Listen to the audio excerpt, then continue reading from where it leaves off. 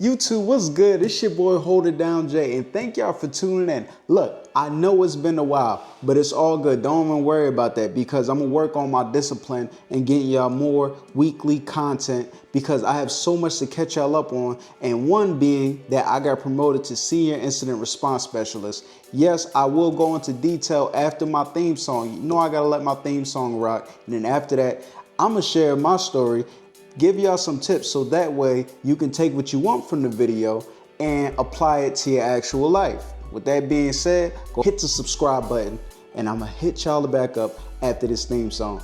All right.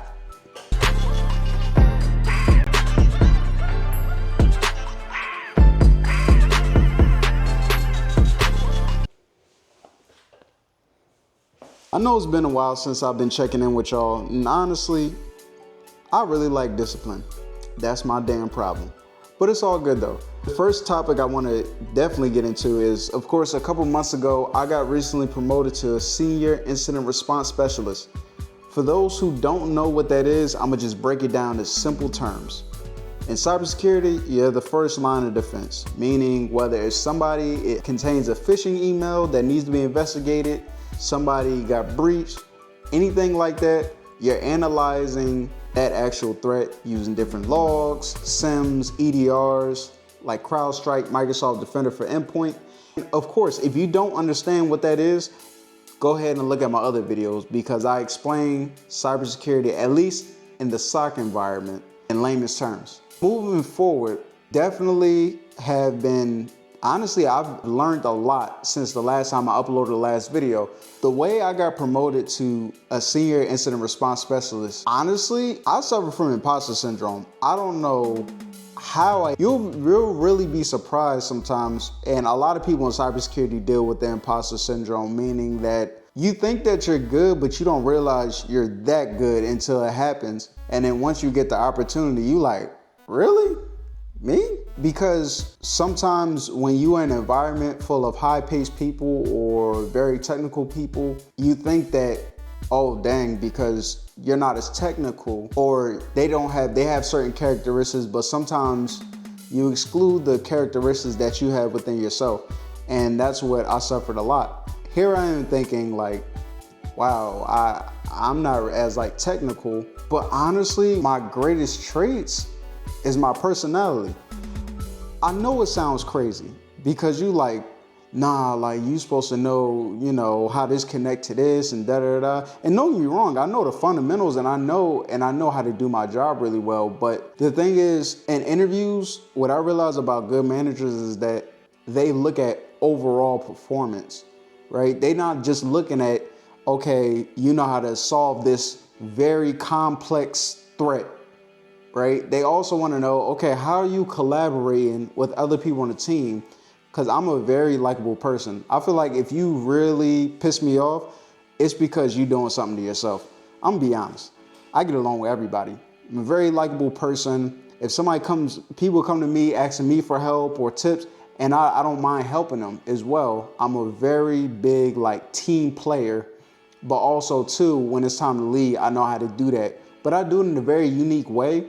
And I have the ability to take complex information and make it as simple as possible to where you can fully digest it. That's like one of my key skills. Also too, when it came to the portion of me doing my interview, right? It was 2 rounds. So the first one, of course, it was with the other seniors. And then the second round, it was with my directors. Luckily, I always recommend people to get a mentor because I've been practicing interviewing probably for almost 2 years now. And the way that it came that to be because I had a mentor, shout out to my mentor. He helped me out a lot as far as formulating my actual introduction on how to actually interview. My issue was, just like a lot of people too, when people ask you for an interview, when it comes to interview, like, okay, so tell me about yourself. Stop just talking about work. I know it sounds crazy, but you are a person still. You don't have to just talk about tech. Like, you know what I mean? If you really like playing Yu-Gi-Oh cards on Sundays, talk about that. I didn't say anything like that, but I did talk about how my dad's influence inside technology inspired me to do what I'm doing now and going through the whole career of the Air Force. I gave a story to where It was short, it was probably no more than 45 seconds. Also too, it showed my passion and how did I get to where I'm at today. And that's what you have to take from it.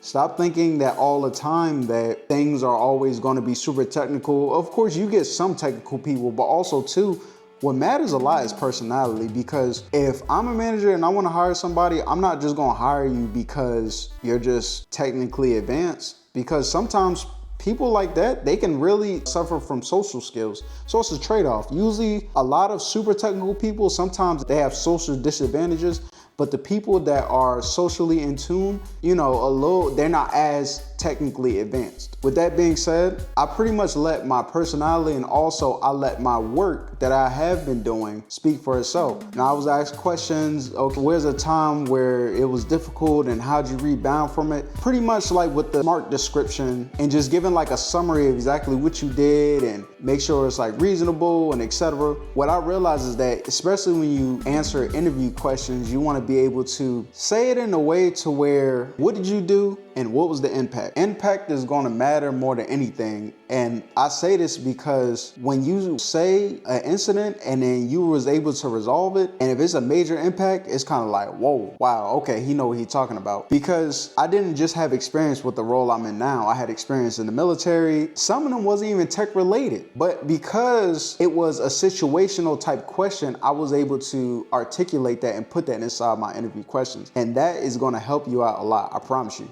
Because once I'm nervous before an interview, but once I'm in there and I answer my first question and I get the rhythm going, I'm good. And I'm not saying this to say that I've always did good in interviews. No, I have not. I definitely worked on it. And I don't think that just because you aren't looking for a job right now that you shouldn't be practicing for an interview. An interview, you got to keep at least practice at least twice a week, at least once a month. So that way, if a situation happens to where you get laid off, you're not trying to figure out, okay, let me go back and study. You know what they say, if you stay ready, you don't have to worry about getting ready because you're already there. All you got to do is polish up your resume and then you good from that point. Pretty much the gist of the whole interview process. What I will say now with my whole position from the senior standpoint, there are technical aspects. What I would say as my senior position now, it deals more so of how to make the tier ones position a lot smoother and a lot more efficient as a tier 2. And also it requires we have elevated privileges, meaning if they need a malicious domain blocked or a malicious sender or some email pools, they'll put the request up to us and it gets escalated to us and we deal with if the incident is more complex, we deal with that as well. Every day isn't the same thing. You're gonna deal with some things. Also a lot more projects. That's another thing it brought me to my attention. Another thing that one of my strengths is that I'm very innovative. And I say that because I might not technically know how to do it, like build the code to do this, but due to me having a great network expertise and knowing how to talk to people, I can have a vision in mind and I can bring it to life surrounding with the people I surround around me. Oh, this is the team that knows how to build this application for the store. Okay, but this is what I want. Oh, let me create a visual diagram to articulate what I actually want. If they have any questions, I can answer it. These are perfect examples of me not being a super technical person, but also using personality and also a slight bit of professionalism too, but also just being yourself. I think a lot of times because cybersecurity is looked at, especially in movies, they make it seem like you're this super like geek and you can be normal, it's okay to laugh, you can say a joke, like you don't have to be a robot and just siloed into your computer. That's definitely not me. If so, it'll drive me crazy and I think cybersecurity would not have worked out for me. Sometimes you just have to bring like the light to the room sometimes. When you have a team and let's say they all quiet, be the silly one, start saying jokes, because eventually when they see that, they're like, wow, like he's actually enjoying his job and he actually has a great personality. Okay, I'm gonna start laughing too. I'm gonna start saying some jokes. I'm gonna put some memes inside the group chat, because all it just takes one person and one thing that significantly impacts the team, and then everybody else, I wouldn't even say follow, but everybody else will become their own leader in a way, and they take those notes and you become more of an effective team. Just to give a brief summary, I would say soft skills, definitely important.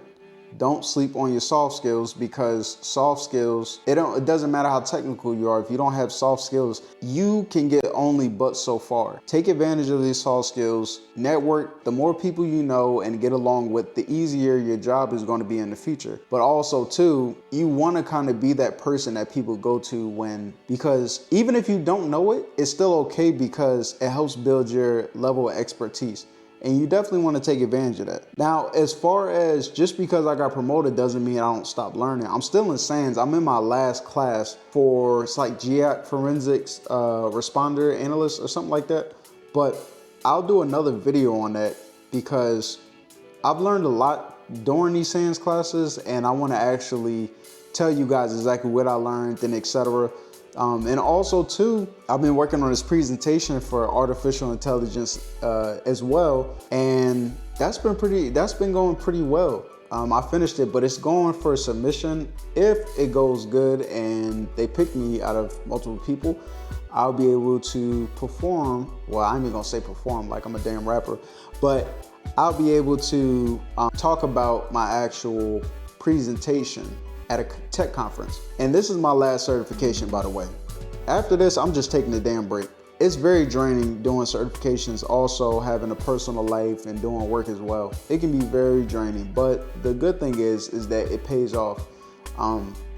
But sometimes it's okay to relax and just take a break and actually just be more effective with your job. I'm still gonna read. I'm gonna do a lot more hands-on labs, but sheesh, it's a lot of time that's dedicated towards that. But that is mainly the gist of things, and I appreciate y'all for tuning in.